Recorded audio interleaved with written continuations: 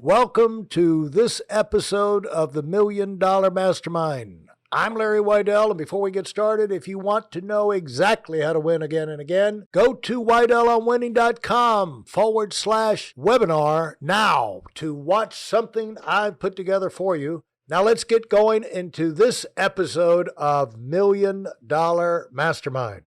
We're here with Aaron Singerman, founder and owner of RedCon1 and sports supplement brand number one in the Inc. 5000 in their product category, annual revenue of well over $100 million.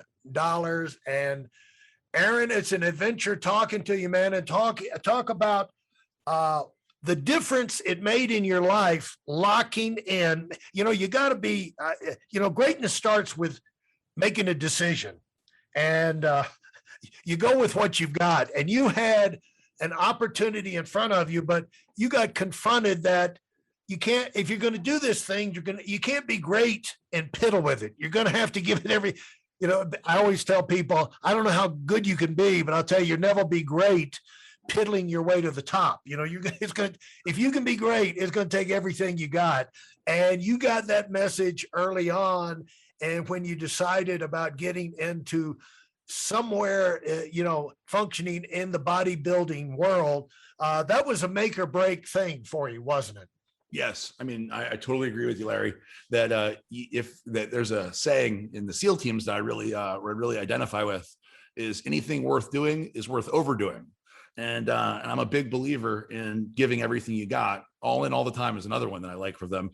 That's so true, because you really can't, you can't do something halfway and expect to be great. And you can't do something you don't like and expect to be able to give everything you got, because if it sucks and it's too hard, you're not going to be able to, ultimately spending years and years and years building a company that you don't like being there, you don't enjoy doing it. It's just too hard. It's just too hard. And people aren't going to do that. So if you do have something that you love doing, you should put everything you have into it, because that is truly the only way you're going to find real success, meaningful success. And I'm definitely an example of that. Now, when you got talk about like when you decided to make the big move in bodybuilding, I mean, it was like step by step, whatever. It seemed like whatever was in front of you, you did it with everything you had. You put your name up everywhere, and then, you got published, and then you got a chance to get on the show. Talk about how you looked at that and how you navigated your way through those opportunities. Sure. So one thing that I've noticed in my life, Larry, is that bad things, it's all perception. So bad things have happened to me over and over and over again. And somehow, whenever something bad happens to me, something great or better comes out of it. So whether that's a partnership dispute, or that is a death of a loved one, or things that don't make sense, so you're going to say there's nothing good that can come out of it. Like even in the beginning with Off Topic Radio, my co-host, after 100 shows, just suddenly decided he didn't want to do it anymore. And I was blown away, because I thought we were having fun and we were loving it and it was going well. But he said, I don't want to do it anymore. And I could have very, very easily been dejected and went back to personal training and said, this isn't going to work for me. I just don't have what it takes, or it wasn't as fun. But instead, I immediately pivoted and was able to work for Dave Palumbo. And if I would have not been open to that option, if I would have been closed-minded and, depressed or whatever, woe is me, I wouldn't have seen that option to go to Dave Palumbo. It wouldn't have started at RX Muscle. And if I wouldn't have started at RX Muscle, I would never have worked as a marketing director for a supplement company. And then I would never be here talking to you guys, because I would never start a supplement company to begin with. And I think in life, it's really easy to, they say one door closes, another door opens. So I think most people, unfortunately, are staring back at the closed door, feeling sorry for themselves and not thinking about the fact that there is another door that's open. You just have to walk through it. And I think in life, for me anyway, that's happened over and over and over again, that bad things beget good things. And you just have to keep your eyes open and don't focus on the fact that something bad happened, but focus on the opportunity that's ahead of you. When you say so as you moved your way through that, you looked at this thing. I mean, you were working, but you were looking at things with the idea of how can I maximize this opportunity? So when, it's one thing for luck to happen to you, opportunities to come, but if you're not looking, you're not noticing. they can just go right by. It's like red cars. You think red cars, and then you start seeing them all day long, you know? So a lot of people have, like, they are staring over their shoulder at what, you know, what went wrong, got passed over, and they're not noticing a much bigger opportunity to stare them right in the face if they would just, you know, focus on it, you know? Yep. And so when you were telling us about how you got started, I could tell you would get in situations and your eyes were looking past what was happening right in front of you to where are these things going to lead? What's an opportunity for me inside of there? Where's the best use of my time? What can I get most excited about? What would be the biggest payoff? And you were very proactive in making moves so you could move up. Yes. Yeah. I mean, Larry, even in the beginning, when I worked for Dave Palumbo at Arcs Muscle, and I was traveling to shows every single weekend and going all around the world, you know, we went to India, I spent a month in Australia doing a tour. I went all over. And the one thing that I always kept in mind was that I'm meeting all these people, you know, meeting all these influential people. I'm meeting people in the industry that have the ability to buy supplements or help me some way or another. So I was always trying to meet people and create a relationship with people and then maintain the relationship with people. And that kind of stuff really paid off, because I could have very easily just done the video editing or shooting the interviews or interviewing people that I was supposed to do, and that would have been the end of it. But I always, people joked back in the day, like there's this guy, Isaac Hines, who was a photographer, who would always say that I was like the governor of bodybuilding, because I'd go around and meet everybody and shake hands and stuff. And I didn't even know 100% why I was doing it. I can't say that this was part of a grand plan, but I always knew there would be something that could come out of it where maybe I'd have an opportunity to go work for somebody better or pay more or whatever. And it ended up being a really big thing to meet so many people and to network.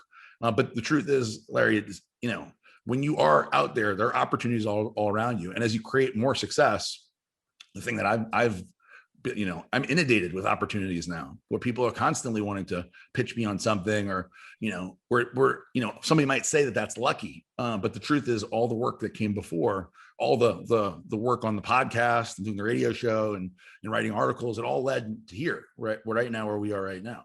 And Yeah. anyone part of that could be gone, and then there goes the luck, right? Hey, listen, there's a lot of information online, but there aren't a lot of people who've actually done something. In my case, I've actually built a successful business that's accrued over $5 billion in assets under management and has done well even during trying times. Now, if you want to know exactly how I've done this, go to weidelandwinning.com/webinar now. I've compressed a decade of learning into 5 short weeks just for those of you who want to give yourself an incredible advantage and are tired of waiting and watching others move up. Yeah, I don't know if Adam has something he wants to ask, but I do want to make the point that I wrote a book on about serial winning. You know, what's different about the people who just go on from success to success, you know? And one of the things is when they run through the finish line and immediately are looking to the new opportunities. And, you know, of course they celebrate, but when you finish something like what you did with, you know, had the super successful radio show, when you have a big success, what that does is put you in a unique category of very few people who have done that. And as a result, opportunities come that are available only because you did do that. And, you know, it's like when you're racing to a finish line, you don't always think about what could be on the other side. But every time, you know, like people look at you, you know, just like they do at us, and say, why do you keep on going? It's like, I'm having a ball. You know, I get to spend time with winners. You know, we get a chance to go have big adventures, do great things, talk about great things, meet great people. It's like, why would I stop? You know, yeah. And so the thing is, by going through these things and actually winning, people don't realize that, like, opportunities explode and expand like origami out.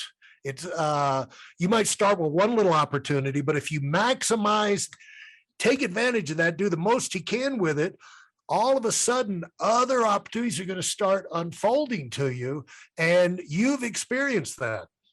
Oh yeah, big time, big time. And I think it's something to be said. The people that I know who've been really, really successful, and I don't just mean financially, just successful in general, are people that aren't really, as Adam said initially when he introduced me about being satisfied, that ultimately, I probably don't celebrate enough as I should when I have successes, because the journey is the part that I really enjoy, and that striving for more or moving to the next level, that's the things that really drives me. And I think that's a big difference, because a lot of people don't have that. They are satisfied. I fired a sales guy years ago because he made $8,000 a month, and that was his commission.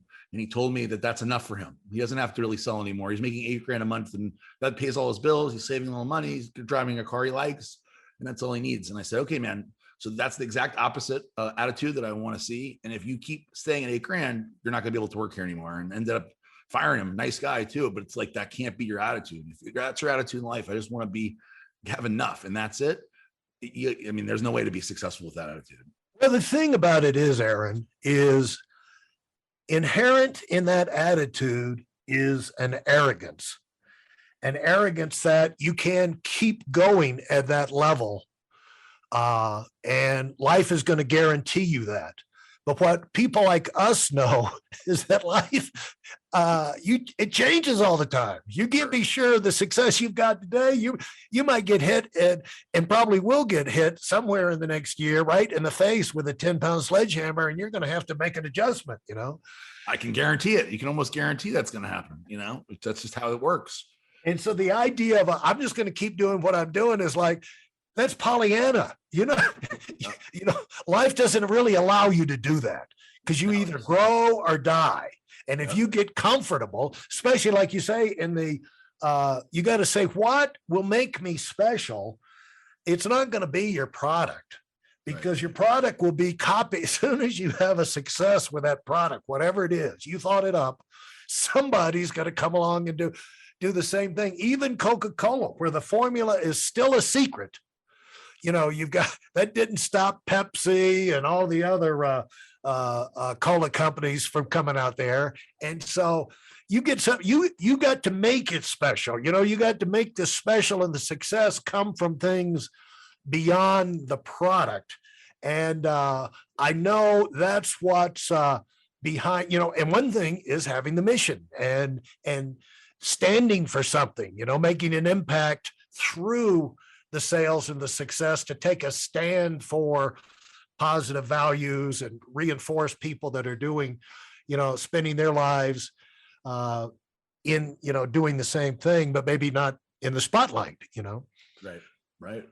I totally agree, Larry. That you're preaching to the choir. That's for sure. I am 100% on board with all that. And I think that's important for listeners out there to know and hear. And the other big thing is that there's truly no overnight success, no long standing major overnight success, because maybe you may not see all the work that's done in the past. So like, people see RedCon1, they don't know. A lot of people that are customers of ours don't know anything about my past, don't know how the company was formed. They think it's, an overnight success almost, where it's like, man, you didn't see all those other years.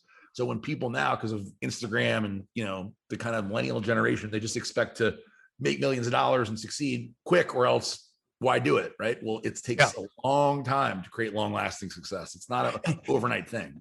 And the bigger you get, the easier it is. People think it was for you to do it.